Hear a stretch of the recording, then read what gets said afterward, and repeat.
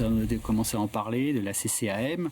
Est-ce que vous pouvez rapidement nous résumer les enjeux, vous l'avez dit, et surtout, après, entre nous, comment on Simplement, fait dans la loi de 2019 portée par Agnès Buzyn, il avait été très bien dit qu'il fallait à un moment revoir cette nomenclature. Pourquoi ? Parce que cette nomenclature, elle devient au fur et à mesure du temps obsolète.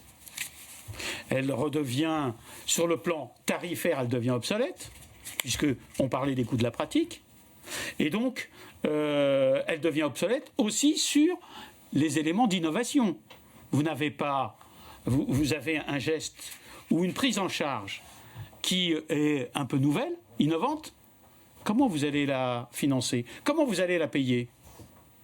Globalement, au milieu libéral, vous ne pouvez pas. Et d'ailleurs, on l'a vu en plus dans la problématique du Covid, puisque nos collègues qui prenaient des patients Covid en hospitalisation, il n'y avait pas en face de tarif.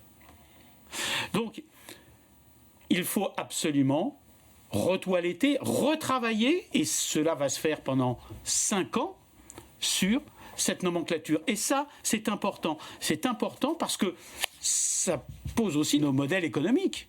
Bien évidemment. Si vous n'avez jamais de revalorisation, eh bien, clairement, à un moment, vous tuez progressivement nos établissements et globalement nos entreprises.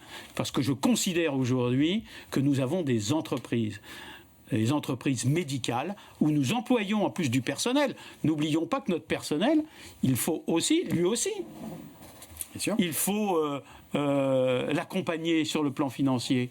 Comment on fait ? Il me semble bien que l'hôpital public, on le reprend, Ségur, eh bien, les professionnels, les salariés ont été largement revalorisés, et chez nous, rien. Comment peut-on faire ? Donc on ne peut le faire qu'en valorisant, et bien entendu en maintenant, en ayant une maintenance de ces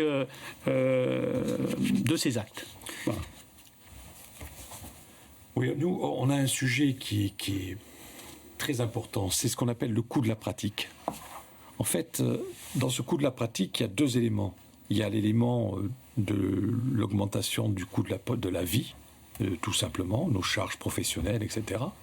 Mais il y a tout le problème de l'innovation thérapeutique et technologique. Et ça, c'est important parce que c'est quelque chose qui est en direction du patient et pour lequel on n'a pas de financement. Et donc dans nos propositions, il y a bien sûr participer activement, et notre organisation est prête pour participer activement à ce travail de refondation de la nomenclature, mais aussi à se retrouver de façon annuelle sur le modèle d'une conférence de consensus pour justement toiletter et organiser la prise en charge de l'innovation thérapeutique et technologique.